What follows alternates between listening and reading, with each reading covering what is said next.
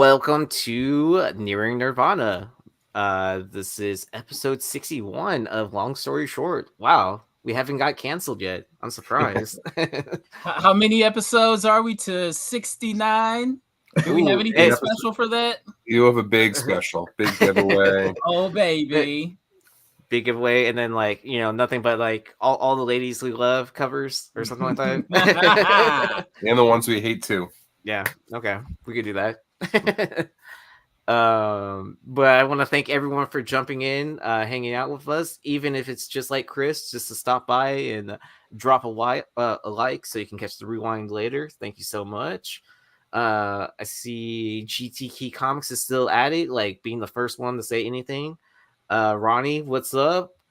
Who else do we have in here? Oh, Heroes Reborn, what's going on? But yeah, anyways, we have a special guest with us. We have Hyper Combo Comics coming with us live from Canada? Yeah, Canada.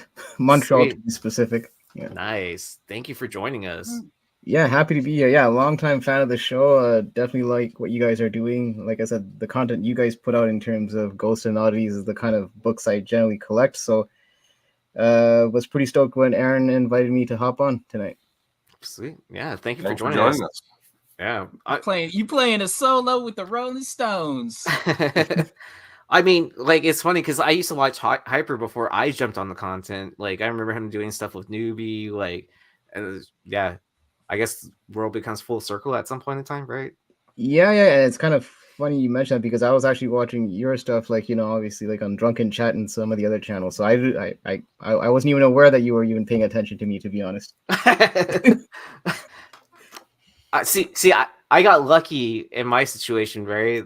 Where Bird City Comics knew who I was, and then I started watching the Hot 10, and then participating in Drunken Chat, and then I jumped on because Mel gave me a shot. A chance, and then basically everyone says I just was able to jump into the Lamborghini and go with it because then my next big podcast was with a comic book writer and Ant from Bird City, right? Which that was a lot of fun. So Mel definitely nailed it on the head when he said you jumped in the Lamborghini and just went with it. I was yeah.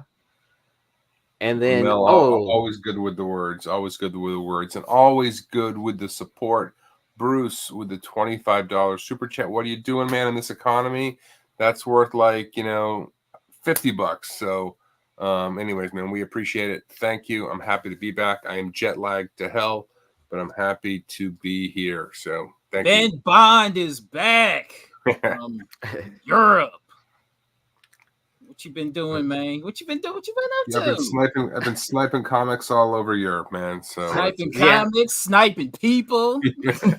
Dude, yeah. I saw all your pickups and overseas. I was quite impressed. And then even with the price tags, even if it's in the euro, I was that's still a steal. Yeah, you got euros, you got pounds, you got to do currency conversions. Yeah, that is a Red Sox hat. That actually hat was bought in Germany. Who was buying a Red Sox hat in Germany? Anyways, division rivals. Uh-oh. I'm wearing the Jays cap. Yeah. Yeah, the Sox suck, but anyway. Hyper's I'm not even going to talk about the Listen, I'm more of a hockey guy anyway, so you're going to lose me with the baseball talk. I just wear the hat just for the aesthetic. Gotcha. And then what's good, Mercenaut Carter? How are you? What's up, man? I just had me a nap. Oh man, getting kind of feisty. I feel loose as a goose right now. Nice. And then just as a reminder for everyone, next week we will be off because we will be spending time with our families, being Thanksgiving and everything. So we want y'all to do the same. So you won't have to listen to us while you're arguing with your family, I guess, or something like that. Next week is Thanksgiving. Yeah. Yep. Yeah. We'll be back. We'll be back the Thursday after that. Correct. For sure. But what we are going to do for year end or near year end, we're going to cover the top covers of the year chosen by our viewers. So if you have any books that you feel are worthy of that title, send them to me or Aaron, and we are going to put together a poll. We're going to share it, and you'll be able to vote, and then we will count them down, at least some of them, on one of the shows before the holidays hit. So stay tuned for that. But hit us up if there's any books that you felt were worthy of the cover of the year. Send them our way. We'll put them on the list, and then we'll let democracy sort it all out. And that's January of 2023 till December. Yes. Like any books that was published during that time period. So we'll try to keep it at that. And then I will set up a poll after, I don't know, a couple weeks, I think, of gathering books from people. We'll sort them all out and figure out, I guess, what however many I can do on a poll on YouTube. I think it's like, I'm thinking it's 5, but it'll be on the Nearing Nerdvana channel, so y'all can vote. You can only do 5? I don't know. I think it's 5 or 6. All but right. if we might have to find a different way for people to vote. Okay. Because we've already got like 15 books in there. Okay. So. Well, then I'll set up a poll through another website, and we'll put it, once we get enough books to fill that out, we'll start putting it on every show. Yeah, we'll share the link. We'll put it on the show. We'll send it out on IG. It'll be out there. Yeah. So we'll figure out another way if we're going to put multiple books like that. So, yeah, that works. All right. And then we want to thank our sponsors real quick. So make sure to sign up for Cover Price if you haven't already. You can use the code Nerdvana14 for a 30-day unlimited membership for only 99 cents. This is for brand new users. Hint, use new emails. Anyways, we would like to thank our other sponsors over at Bird City Comics. So you can use the code Nerdvana for a 10% discount. And then that's all I got for sponsorships. So I guess we'll go ahead and get right into it. All right. As we normally warn you guys, don't go buy these books on eBay. This show is to help you on your hunt. But we'll talk about some books tonight. And why don't we just get right into it? All right. I wanted to talk. We may have talked about this book on the show. I can't remember. But with all the stuff that Joshua Swaby is putting out lately, it's only a matter of time before he blows up. I had a chance to meet him at a con a couple of years ago. Super, super nice guy. This is probably his best work. And when this book came out, it was pretty hot. But if you look on the numbers of this thing, I have to wonder if it's not going to just disappear one day, right? So there were about 40,000 copies ordered of this book, which is really low. Now, I don't know if that includes the store exclusives or not. There were 2 store exclusives. So let's just even say that number's 50,000. That means there's probably only about 1,000 of these floating out there. Now, there is the trade dress version that's a 1 in 25. So there's probably, 2,000 of those. I just have to wonder if in, a few years, all of a sudden this book is just gone and the prices start to really spike. I mean, people ask for this version, well over $100. A 9/8 sold just this month for 175, which is respectable in this market. Only 54 in the census, which is not a lot, obviously. So I just wanted to put out there. I don't know. Do we think this book hits a new level one day? I think all Black Cat books eventually hit, right? Like, yeah, I mean, it definitely has that going for it. I mean, it wasn't until just maybe a year or two ago when the first appearance of Black Cat ASM 194 jumped up in price. Yeah, that was so undervalued for so long. Yeah, and Black Cat is clearly a priority character for Marvel, right?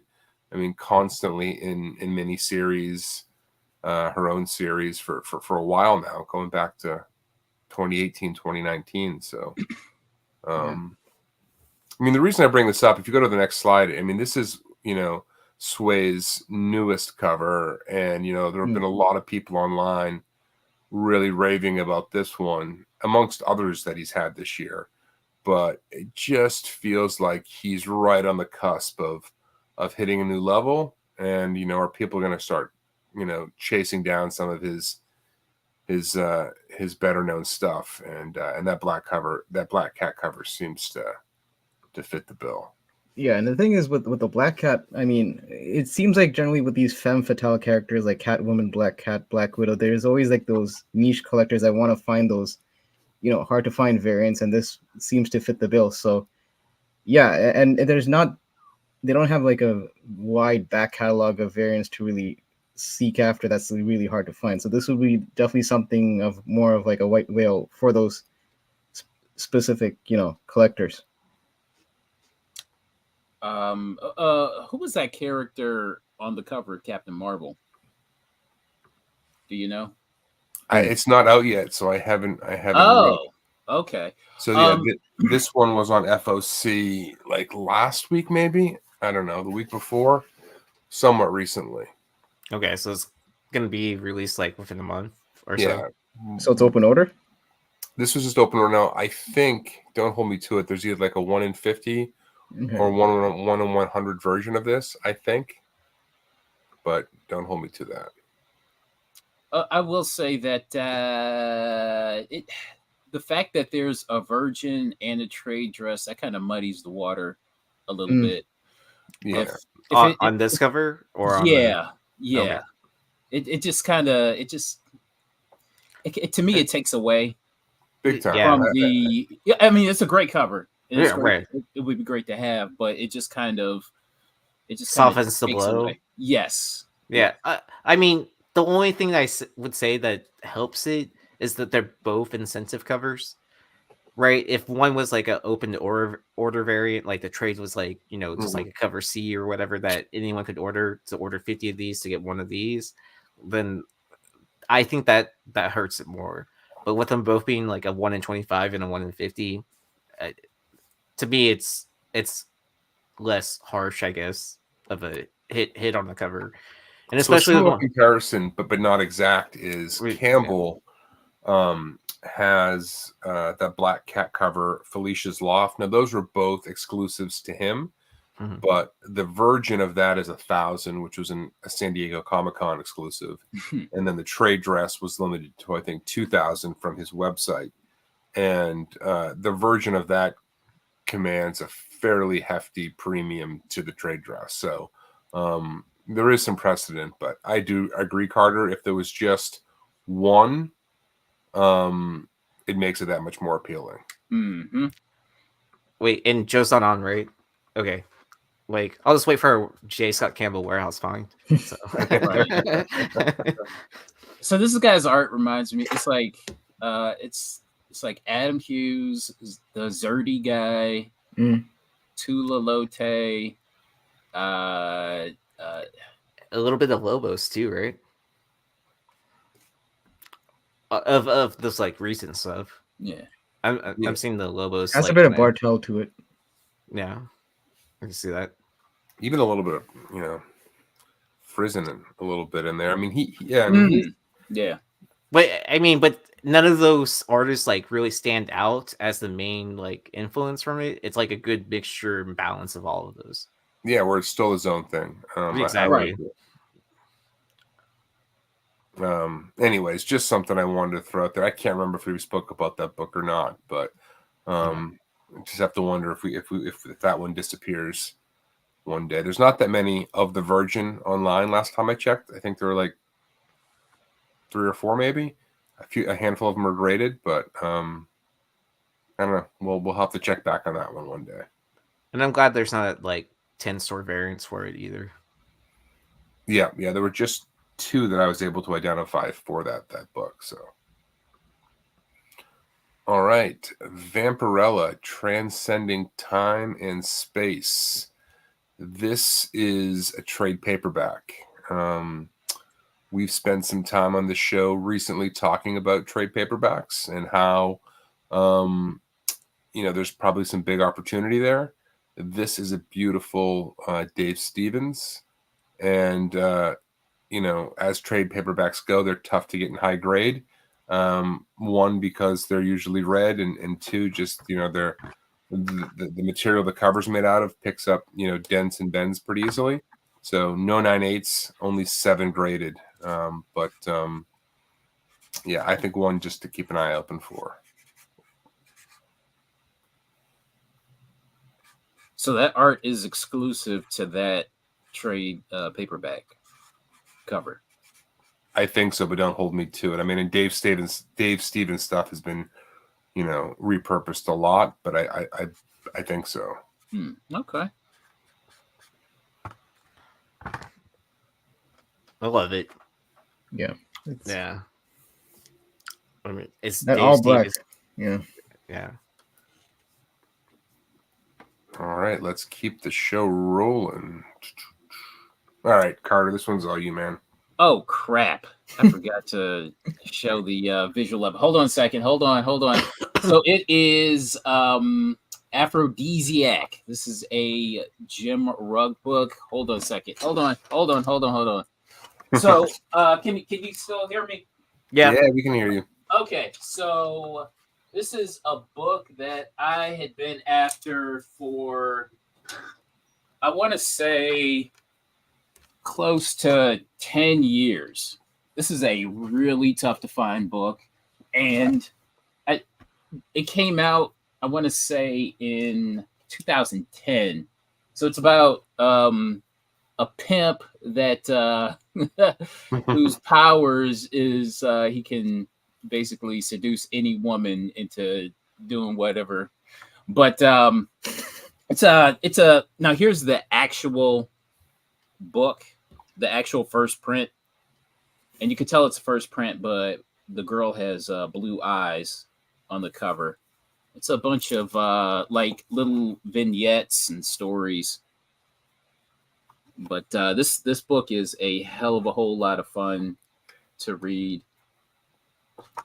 No, I've seen a lot of different homage covers for this. Are they all in there, like from all different kinds of books? Yes. And here's the actual. The glare monster is strong, but the only thing is this is just a dust jacket. That's all. Oh wow! So it's not necessarily a different cover. It's just this limited edition dust jacket, and it should come with a print. Nice if you buy it. But this thing is, I don't even know how I came across it. It was just like dumb luck. But this is really tough to find. Oh, go ahead. Oh, sorry. No, I was just going to ask, the 100, is it exclusive, like at time of release? Was it only exclusively, I'm guessing, on the website that you could? Yes. Actually, because when I did a Google search for it, the Ad House Books, and for whatever reason, it's still up, but it's sold out. You know what I'm saying? And I guess the original price on it was like $25. Oh, wow. Yeah. Wow. Yeah, because I remember when you first brought up the J. Scott Campbell cover, the comic, right? Mm-hmm. And I think someone's found it recently. I think it was maybe James Kreider. If it's not you, I'm sorry. I thought it was you that shared that on Instagram. And I was like, wow, someone actually found the comic at a decent price. And I remember talking about this, and then you were always looking for specifically this hardcover edition for a long time. So I'm glad you found it. First off, where'd you find it, if you don't mind me asking? I found it on eBay. Okay, it's like a Canadian seller. Nice. Those damn Canadians. I know, right? Hyper's all like, "You're welcome." Yeah, did he give you like a thank you note after or something? All righty. Gen 13, number 11, the European Tour edition. I found this book in London, and I couldn't leave it. So this is a pretty badass J. Scott Campbell foil. I don't know if this is true, but I've read a couple places that this was limited to 500. And 9.8 went back in May for $185, which is respectable. Only 79 on the census, which seems low for such a cool book. Tougher 9.8, only 32 of those were 9.8. But this is, just a cool holofoil wraparound book from J. Scott Campbell. Is the entire cover holofoil, or is it just like the background? Like, is she also No, the entire thing? Entire thing? Downstairs. I would show it, but I don't have it with me right now. I wish Joe was on so we could hear if he had these books or not. So this is not the cover A, but Card, I figured you may have come across this one. Absolutely not. No. If I had, this would have stopped me. Mm-hmm. I would have noticed it. Yeah. I wonder if Josh has ran into it, like since he collects a lot of foreign comics and stuff like that. Yeah, I found it at a store called, I think, Mega City Comics in London, on the wall. Nice. And I couldn't leave it there. So Nice. Were they like, oh, no guys from Flipside allowed you? Has that happened? No. I mean, so I've definitely been to a convention where they're like, where it was like during pandemic, and they heard the voice, and they're like, hey, aren't you from like that show? And then typically I would usually like talk down like for a discount, but I knew I wasn't getting a discount because they knew where I was coming from. So okay, yeah. So they knew that you knew your stuff, yeah. Yeah. You get a premium on every book you buy. So So but sometimes it does help you too, because then like some dealers are like kind of like, oh, like you helped me sell like a ton of stuff, like, oh, you want a discount? Yeah, take off this percentage or whatever. So it works both ways. I don't know if that's good or bad. Hey, if you have the stroke, use it, I guess. Yeah. All right. So, I was following this series by Ji-Hung Lee. It was all being done on Kickstarter, but for whatever reason, I missed this Sozo Micah, and I don't know. I liked it. So this is, how do you pronounce this? Guma Juma. I think it's Guma. Guma, yeah. When this came out, the first issue was pretty hot. I think the Kickstarter was, way oversubscribed. But as these things go on, they fade over time, and this one just seemed to fall through the cracks for me. I hadn't seen it. I don't know if you guys had, but I think it's pretty cool. There's a trade dress and a version. I think they probably were just both sort of open subs, but she's really been killing it again this year, and I just think her stuff over time is going to slowly start to disappear. And I was kind of pissed I missed this one. How far back was this? Do you know? So the Kickstarter, I think, was just like late this summer, if I'm not mistaken. Oh, okay. Oh, so pretty recent. Yeah, because I want to say when Comic Book Women when they did a overview look of Ji-Hung Lee work, I think that was about the time of their Kickstarter. Yes, that was the first one when he started, but I just kind of lost track of him. I didn't realize he was going to put it all out on Kickstarter, but yeah, he's kind of dripped them out. But this one, I just missed. I didn't see it. So I went to his website. There's none for sale there. At least last time I checked. I know he puts some stuff up now and then. So 1 through 5, that was, when did this end?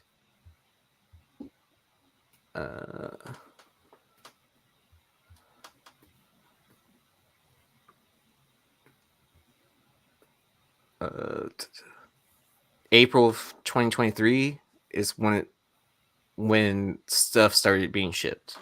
Okay. So that was for Guma 1 through 5, but I'm not sure if that's part of it. This is part of it, but I think it is.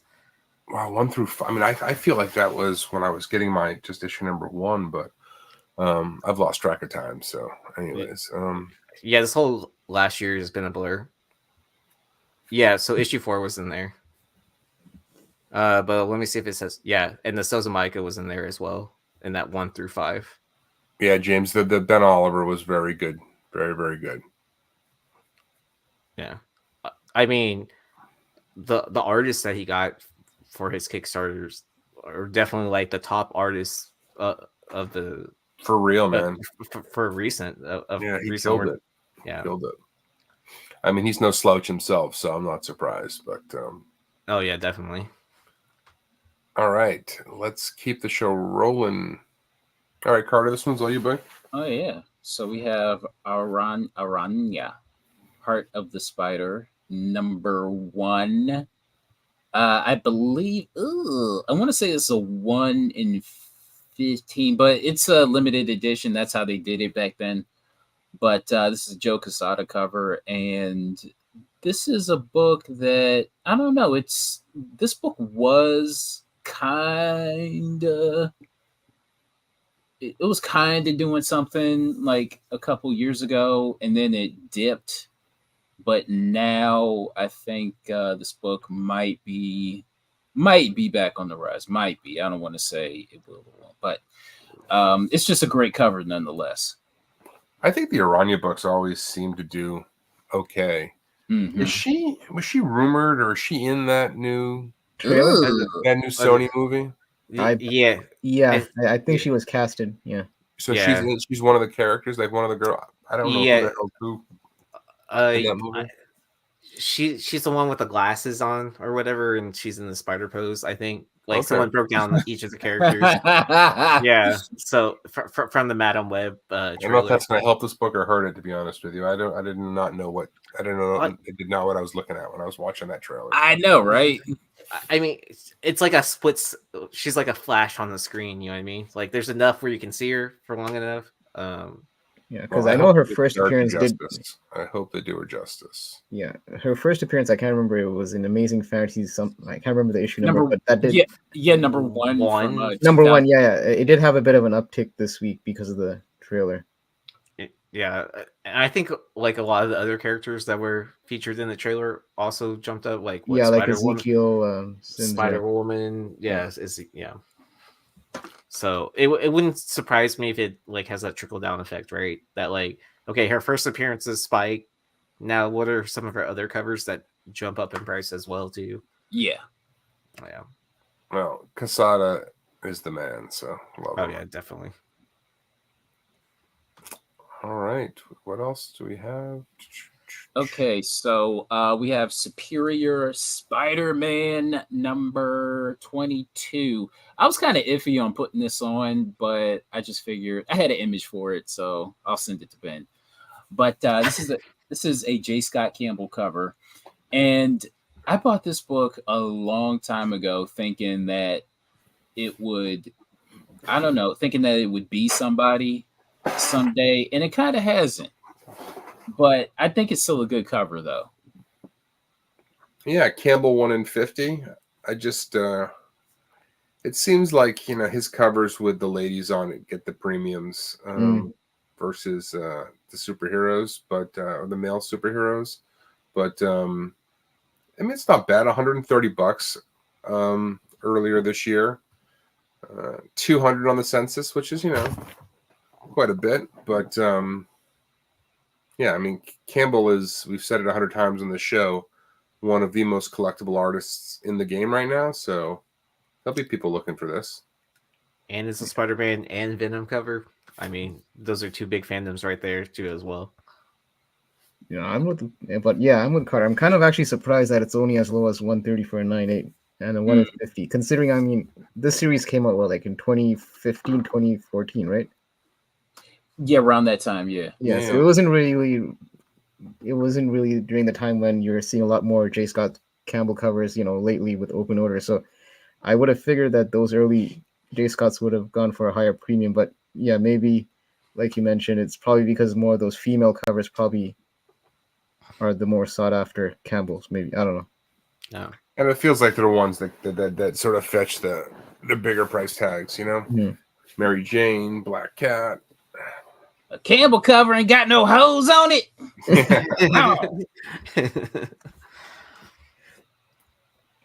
All right. All right, this one's all you, man. Okay, yeah. This one I actually picked up at the past Fan Expo Canada. It's the 1 in 10 Elizabeth Torque variant for Astonishing XMen #2.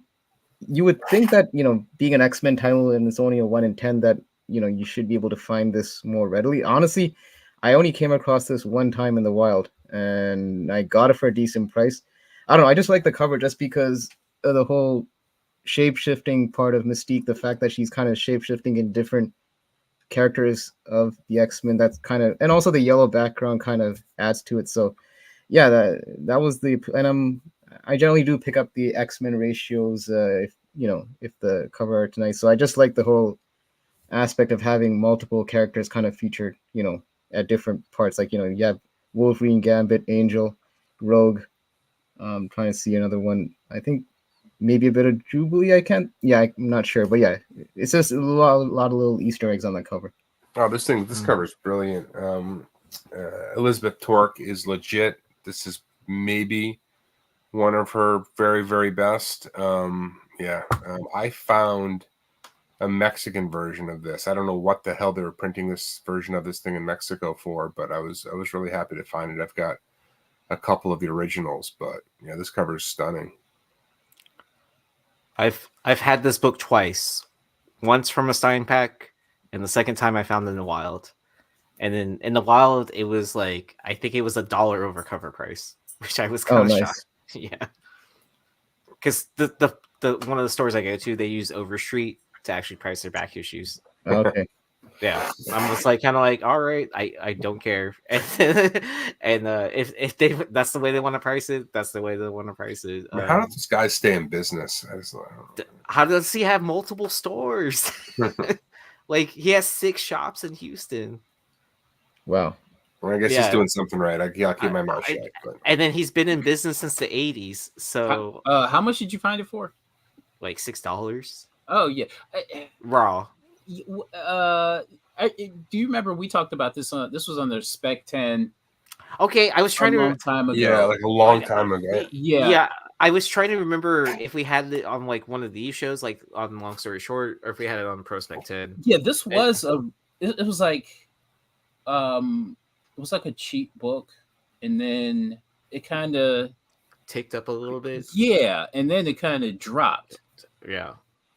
So this is a weird book. I love this book. I love this cover. I think I have a couple copies of it, but I'm just, There's a first appearance in there too, isn't there? I'm not sure about that. There might be, but it's probably like a minor character. I don't think it's anything big. Yeah. I think it's only a matter of time for this book really hits. They call me Bruce. Yes. I am talking about Bedrock City. So yeah, and then I have met Richard a handful of times. So he never remembers me, but I mean, I get it. He's a well-known comic store owner, but huge Astros fan, which is always good. But yeah, I love this cover. And $81 for a 9.8, that's definitely not going to break the bank. So I'm actually, and you definitely can find copies online, but I just found this one in the wild. So yeah, it's fun to find in the wild, honestly. Yeah.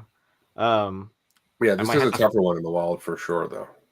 I might have to find mine now and possibly grade it so I can, have Red Hood press it and add to that 27. All right. Yeah, this was another pickup during that same Fan Expo weekend, Resident Evil 3. I don't know if Jim Lee did all the Resident Evil covers for the magazine series, because I know that the issue went up to 5, and then I think DC took over the last issue.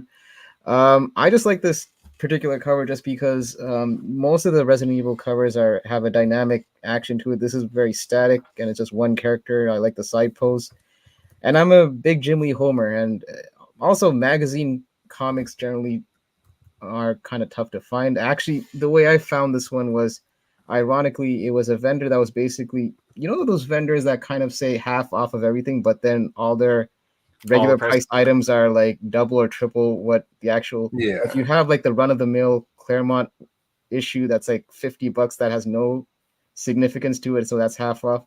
Anyways, he had a little short magazine box where everything was $5 because I guess you couldn't care for magazines, and I found this for $5. Nice. Good find. Good find.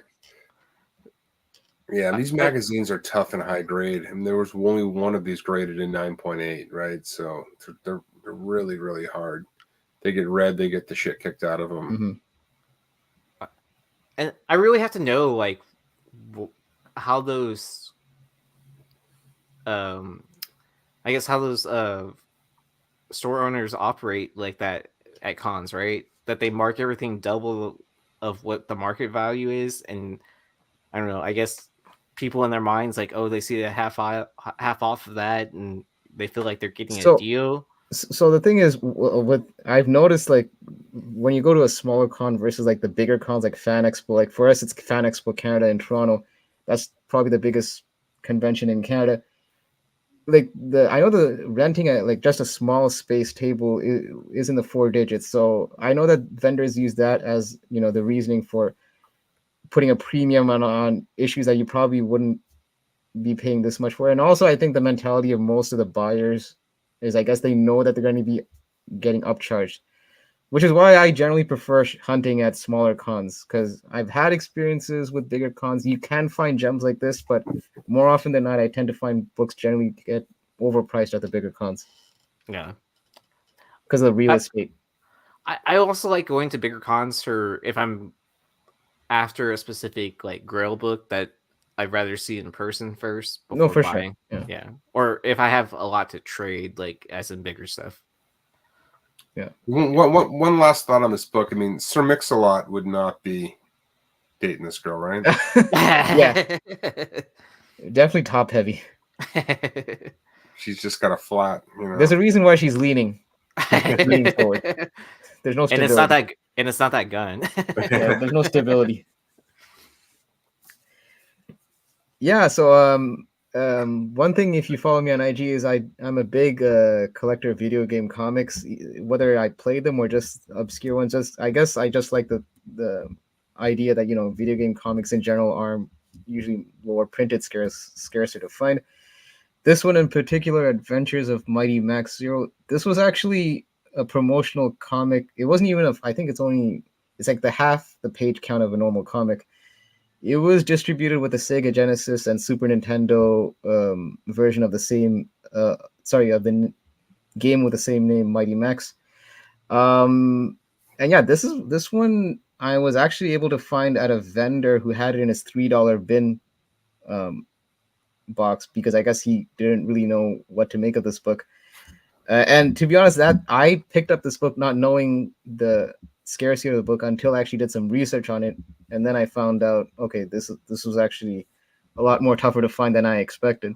And yeah, book is super. For $3, you killed it, man. Congrats. That's nice. Yeah, and the fact that you're saying that a CGC 9.2 is the highest grade, that, I mean, it makes sense, because like I said, this wasn't even a mail away. This was literally distributed with the game itself. So I don't think it was in a bag and board or anything like that. So yeah, I'm sure finding these in high grades is pretty tough.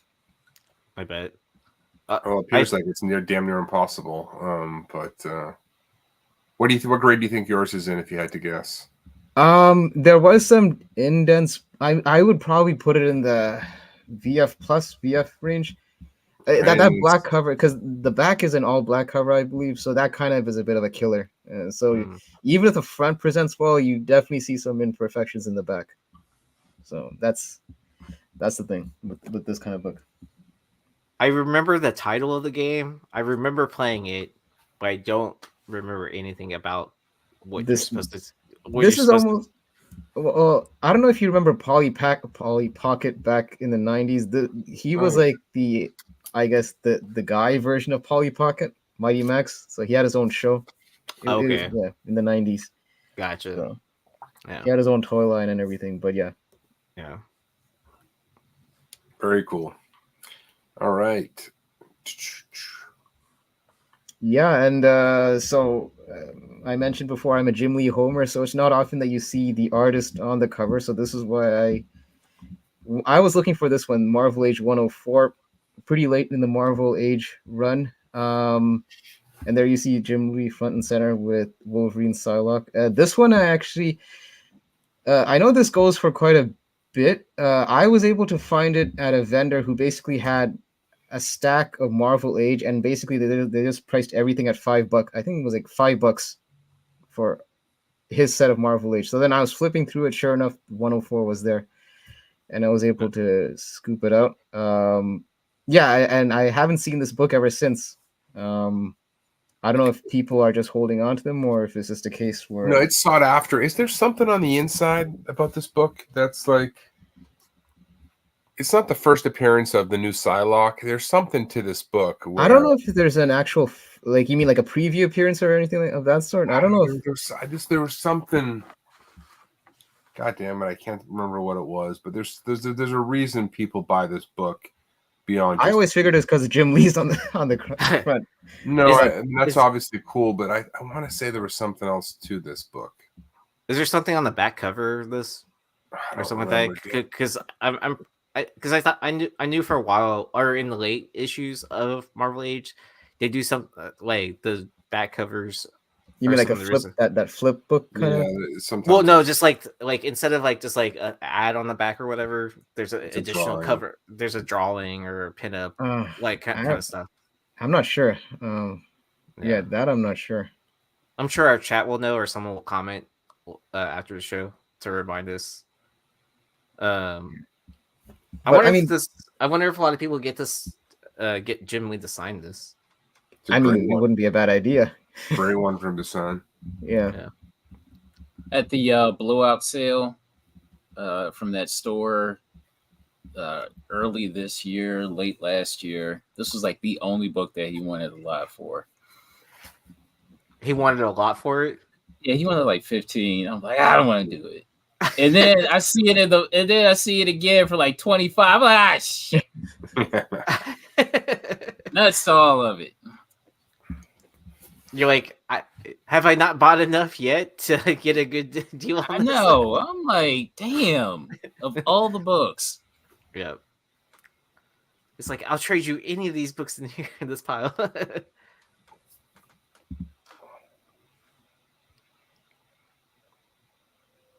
Oh, actually, I think this is the wrong cover that I picked, but okay. I was actually asking. Okay, I mean, did I screw it up? I mean, No. You know why? Okay, because the cover that I was thinking of was Wolverine. It was Wolverine 8, but it was the 1 in 30 was the Zelda homage. But all right, we can just skip it. I mean, there's that's a good cover. I mean, it's still a good cover. Lionel Francis. Yeah, I'm actually kind of surprised that the 9/8 only went for $19. It was 2018. I mean, it was Oh yeah, that's true. Yeah, I mean, it was a long time ago, but nothing sold recently. Only 8 on the census. So. Yeah, seems like a ghost book now at this point. I've never seen this one actually in the wild. It's the first time I'm seeing. Ah, shoot. Let me look this up. I like this. There's another Wolverine related Lionel Francis U cover with Sabretooth that we'll put on next week. Okay. All right. 2 weeks from now. But this cover's hot. Oh yeah, in 2 weeks from now. Yeah. Next show. I meant to next say. Next show. Mm-hmm. Yeah. Episode 62. So watch out. That cover is hot. I'm feeling that. Yeah. That black's gonna be pretty tough. I mean, yeah, look at that. I mean, only half of them are 9/8. I mean, that's for a modern book. How much would you list this for? Like, if you had this in the 9/8, like, and you wanted to sell it, and you wanted to sell it, I'd probably put this up for $300 and see where it goes. I mean, depending what I got into it for, but I don't know, $300. Seems pretty fair. Sounds fair. Yeah. Yeah. Dude, I'm not seeing anything. Let's go. Something to hunt for, Hunter. I mean, Carter Hunter. I am so He's jet jet lagged. Yeah, it's because Hunter said earlier that he was going to be on this week, right? Dan SPL. Yeah, that's what I was thinking of actually. Yeah. All right, Harley Quinn 67. I only threw this on to wish everybody a happy Thanksgiving next week. We're not going to have a show, and there's not that many Thanksgiving covers out there. So, and I love Frank Cho, so that's all I got. Yeah. Well, and then Cho did a big chunk of the run of these Harley Quinn big covers that I feel like a lot of people overlook. But, you know what show I should have thrown it on the show I was thinking about today? Anybody remember Marvel Knights Fantastic Four? Or it might have just been called Marvel Knights, just the big four on it. He did issue number 13 with Sue Storm, a classic show. If that was a variant, it'd probably go for something, but because it's open order, nobody really gives a shit. We might just have to talk about it because it's a banger. Next episode or something like that. All right. Next, we've got. All right. I want to apologize. I forget who I was talking to about this book on Instagram. But anyways, scream at me. I owe somebody a shout out. This is Day of the Dead number 3 by Zenoscope. This is a Nakayama, limited to 200. It's a ghost, a genuine ghost. 4 copies on the census, 3 and 9.8. And this is, saluting the Navy. I'd never seen it. I'm surprised to see how many Grim Fairy Tale covers Nakayama's done over his career. Mm-hmm. Yeah, he did a handful, and he did some really limited ones that you can't find. This is one of them. Would you say a handful and a little bit more?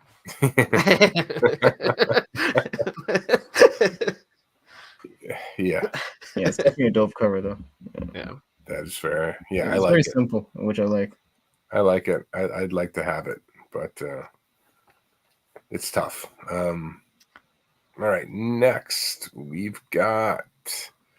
This is an elusive book that's starting to go for people are asking a lot for this thing. Strange Battle Tales number 1. This is Steve Mannion. We've talked about him before. I believe, and somebody correct me wrong, this is the first appearance of Fearless Dawn. People are asking $200 for this book. There's 1 copy on the census, none in 9.8, and just a book that will 100% fall through the cracks out there, and worth grabbing if you ever see it. Did you see my video from Free Comic Book Day, however many months ago? I watched almost all of them. Did you have this one? I found 4 copies in the dollar box. Wow. Oh, wow. Why am I not surprised? Yeah, because it looked obscure enough. And I'm just like, there's something to this. So it is the first appearance of Fearless Dawn, is that? Yeah, it is. It is. She has a different name in the book, but it's her. So any 9.8 candidates out of those 4? Probably not, but not even if you're pressing magic. No. Nah, probably not. I keep my expectations level. You know what I'm saying? Yeah, it's pretty insane the low census count. Based on the slide. Yeah. I mean, this was who is this? Antarctic Press or no Asylum? Asylum does these, right? Big Ape. But I think this is still affiliated with. Okay. And damn, there was something else I wanted to say. It'll come to me. Oh yeah, because I talked about this. I talked about it because we do Flip Side Tuesdays, and I was talking about the price of this book going up. Did you see one sell? Yeah, one sold for a really respectable price. I forget how much, but it was pretty damn respectable. I mean, people are asking, you know, 200 or more for this thing. So I mean, yeah, Something to be on the radar. Yeah. Finding those like obscure indie book piles and dollar bins and stuff like that. hell yeah. digging through the indie Well, boxes makes yeah, me happy. because people Yeah. generally don't look through those. I mean, or they just don't pay much mind to it. So Yeah, exactly. yeah. So Ghost Busters 14, the 1 in 10 variant. I know that you guys posted on your slide. I think 2 shows ago. The 1 in 10 David Bowie homage to Transformers. I think issue 14, Robots in Disguise. This is another homage. That's a 1 in 10. You know, it pays homage to the Robert De Niro movie Taxi Driver. I didn't realize how, you know, no pun intended, how much of a ghost this book was until I actually did some research on it. This was one of those books, actually, oddly enough. So, because I'm on a very tight schedule when I hunt, because I hunt during my lunch break, because my LCS is like a 15-minute walk. So I'm like, I generally just kind of flip through, and then what I pick out, I just pick out. This was one of those books that I didn't pick up right away. I'm like, I'll pick it up, you know, later on. And then I actually left the shop, and that this was still in the bin. And then you know, sometimes, you know, it just clicks on in my head. I'm like, oh, maybe I should look this up. And then oh shit, I didn't realize this was pretty scarce. So fortunately, the shop still had it when I came back to pick this book up. Yeah, they only priced it for $10. And I mean, based on that 9/8 sale, you know that this is not an easy book to find, even though it's only a 1 in 10. And plus, you don't really see like a taxi driver homage, and this fits perfectly. It's the zombie taxi driver from the movie, so it's a fitting homage, and it's not one of those homage that feels very phoned in.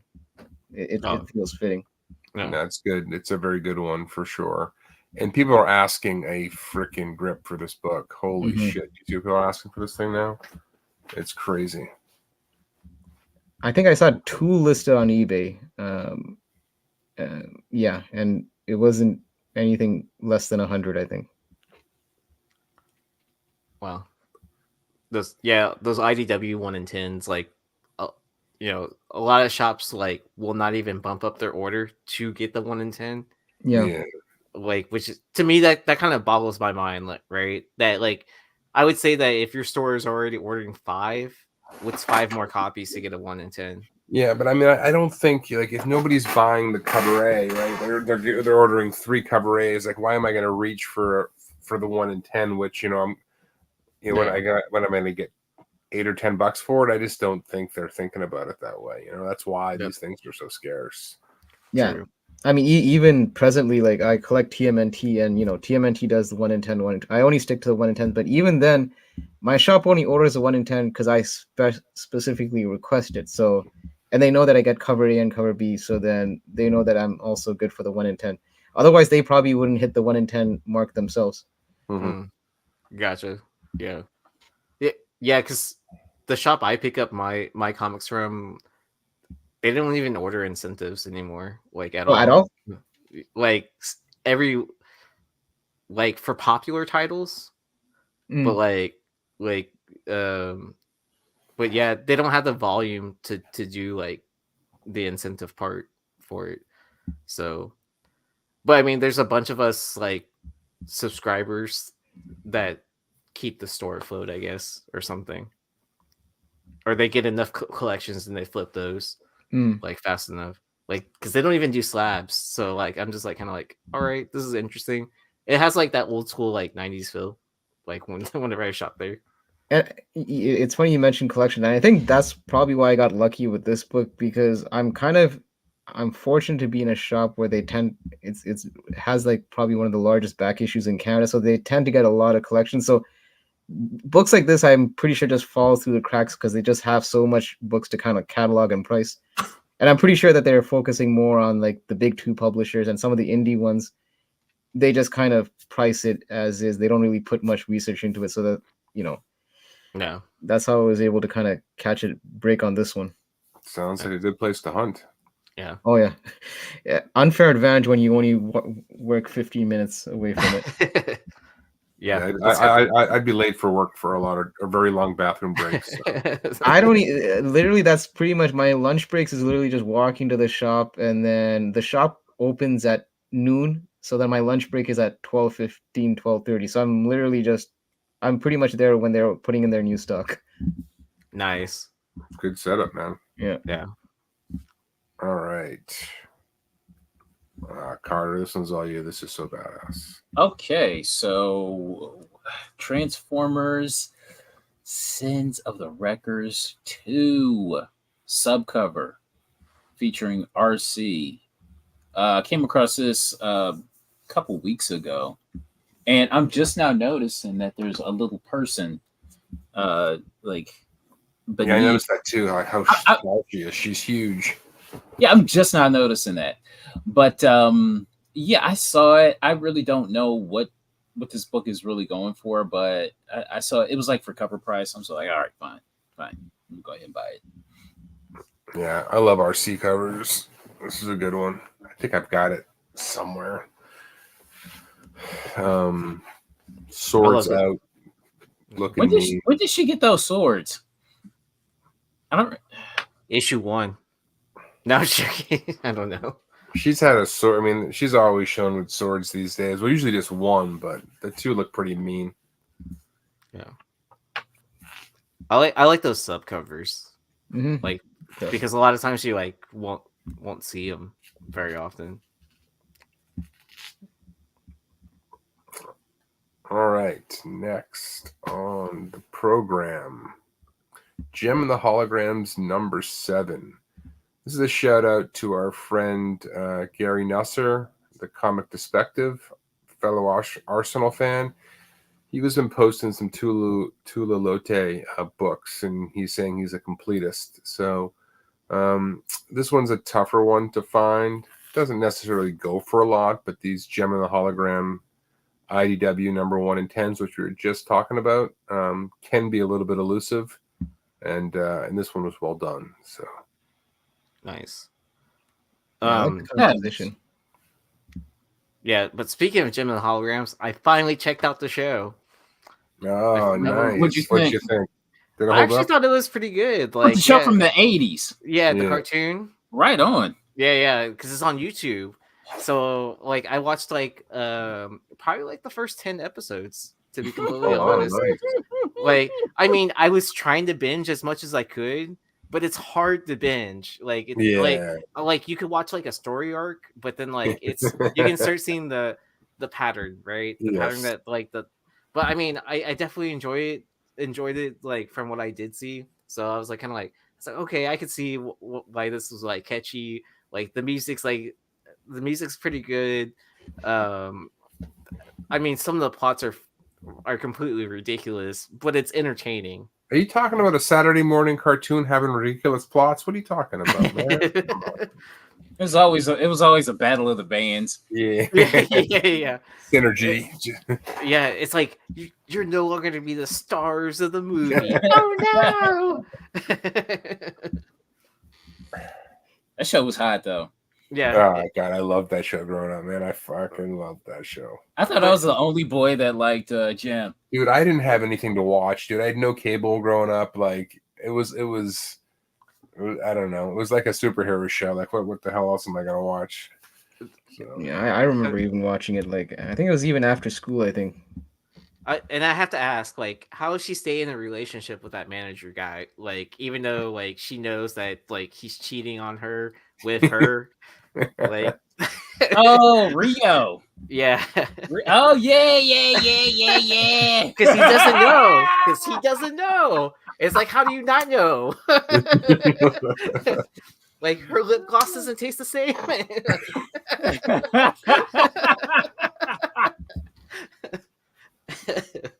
But maybe I'm just overthinking it because I'm an adult now. But well, it's the same thing with the Clark Kent, like with the glasses and without the glasses. I mean, yeah, I guess that's true. Like it's just like synergy disguising her, right? All right. When I wore contacts for the first time, I thought, okay, it's going to be a game changer. No, people still recognize me. It wasn't the whole Clark Kent situation.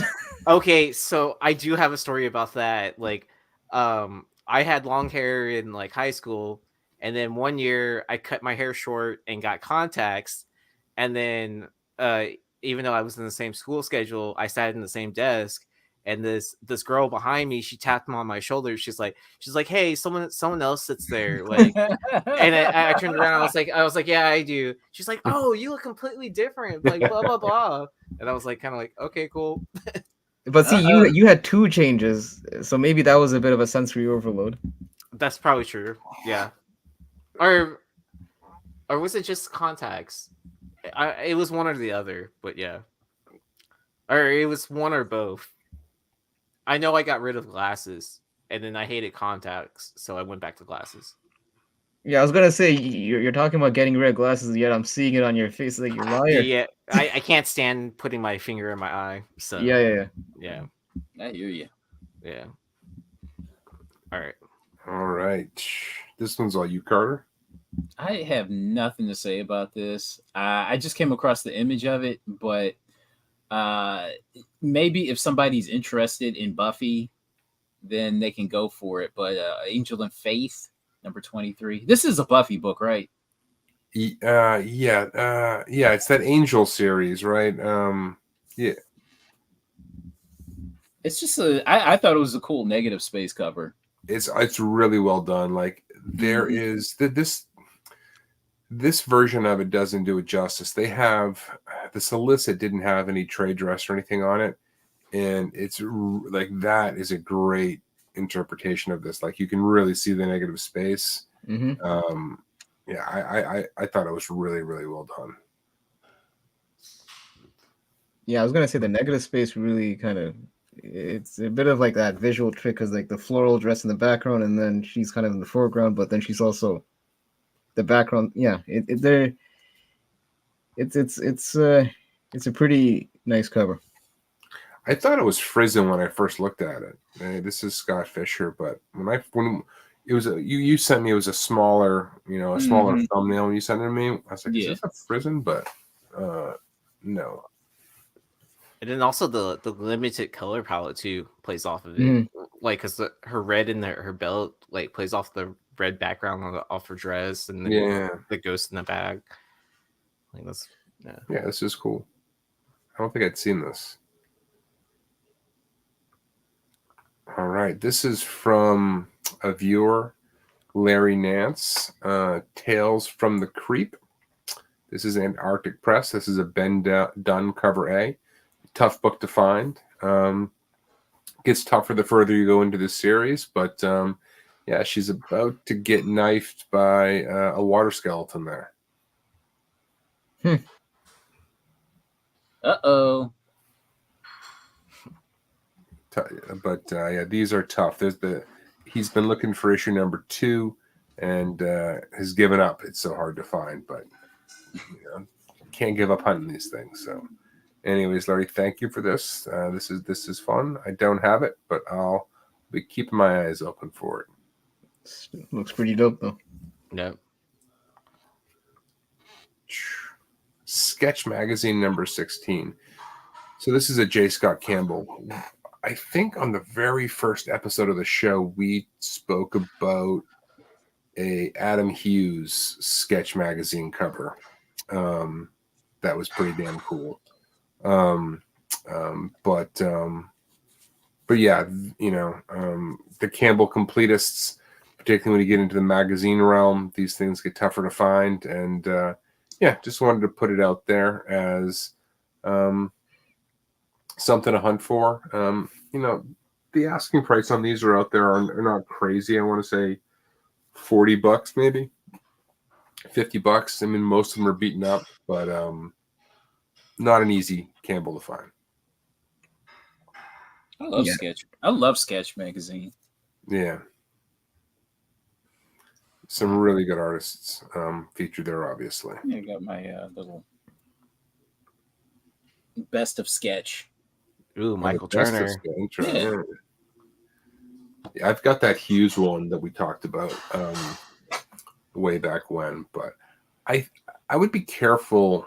I believe you can go on Sketch's website and buy these, but I think some of when they reprint these things, I think they're open to order. So just be careful if you think you're getting an original, because there's versions without the barcode there. It's just white, and I think those might be the reprints. Reprints, yeah. Whereas like not circulated copies or whatever. Yeah, they're just open. Like if you want one, they'll send it to you for $10, whatever it is. But I don't think any of my shops even have any Sketch magazines, so probably my only course of action might just have to be looking online for these. Yeah, I mean, magazines are a weird one. And we talk about this a lot. Like, I look in all the magazine boxes wherever I go, and rarely do I find anything. Like, when I find magazines, I usually got to hunt. Online. Like, it's a rare thing when I find a cool one in the store. Yeah, the magazines I generally find in shops are Conan's and we said sometimes those. What is it? Bizarre Adventure. Bizarre Adventure and Conan seems to be what usually takes up the magazine slots. Yeah, those tend to be a bit more common for sure. But, there's only 2 shops in my area that I'll usually go to dig for magazines. One has a ton of Wizards all the time, and the other one, it's always an eclectic, like, kind of things, magazines that they have, like, because they have their like, where actually like Lobos did his first cover, Dimensions. They actually have a ton of magazines in there. Like, they have like anything pop culture. Like, they have their own section for like horror, their own section for music, and then their comic area is just like impressive. But it can be a bit tiring to dig through there, because all their stuff is just like in long boxes on like these like wooden made pallets, and so you have to pull out the long boxes, put it on like this like little, where it looks like it's a bench or whatever, but it's actually their table, and so you can just dig through a long box and then put it back. So, well, the thing is, one of the shops I went to, they had like the same thing that you mentioned, but they kind of had them in stacks. So it's almost like now you're doing like shoulder presses with long boxes and trying to like put them back, and then it's like you're getting a workout while trying to hunt for books. Yeah. That's why I do comics, right? Keep my upper body ripped. And, this is my gym. So. Oh my gosh, yeah. I remember there was a store that had just opened up, filled with dollar boxes. They were all on the floor, and I remember just like so you're doing deadlifts. Yeah, I was sitting down. I was just doing like this the whole time. And when I woke up in the morning, I'm like, oh, I got a little workout there going. Nah, man, with all this J. Scott Campbell, I wish Joe was here to find out how much he had or how much he didn't have. We'll have to give him a hard time next show. Yeah. All right, I think that is it for tonight. Yep. And then I just want to remind everyone, check out all the other content on our great channel of Nearing Nerdvana. Tomorrow night, I believe the girls are back, or I can't remember what they said on Tuesday, if they were doing a rewind show or if they're doing something this Friday. But anyways, make sure you're subscribed and you hit that bell so you don't miss any time we do go live or drop new content. Saturday with Team Nerd, they'll be doing Saturday morning toy box. Monday is Cover Lovers. Tuesday is Comic Book Women, the show that started it all. Wednesdays is movies and shows, and you're back here with us on Thursdays. Let's see, and a big shout out again to Cover Price. So make sure you're using code Nirvana14 for a 30-day unlimited membership for only 99 cents. And then you can use the code Nirvana over at Bird City Comics for a 10% discount. And does anyone have any other shows coming up this week? I should be doing a haul this weekend. Sweet. And in a month from now, Christmas time, I'm going to be doing the legendary toy box. Toy chest video. Uh-oh. I'm excited to see what you picked up throughout the year. Oh, baby. Those are legendary. Don't miss those. Yeah, I've actually, I mentioned to you guys backstage, I kind of, I had a YouTube channel that was dormant for about 2 years because I was basically focusing on just being on other people's channels. So now I'm kind of reviving that up. Still haven't figured out if I'm going to be doing more gaming or comic. I might be doing a mix of both. So I'm probably going to be posting like a haul video maybe this weekend of some cheap finds that I found.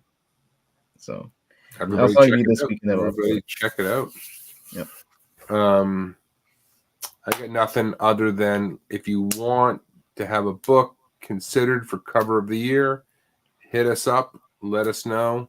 We're going to figure out how to do a poll for that many books. And thanks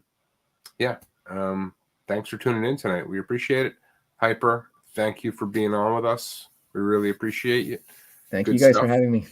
Oh, thank you. Yep. And then I will be on the Hot 10 tomorrow night.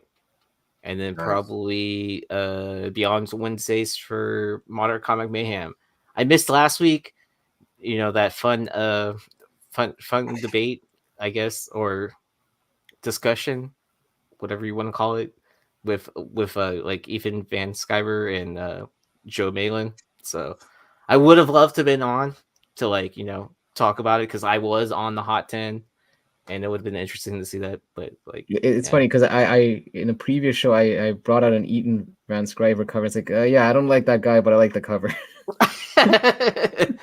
Yeah. It was that Forever Evil #4. I don't know if you remember the Yellow Lantern Batman, the 1 in 25. Yeah.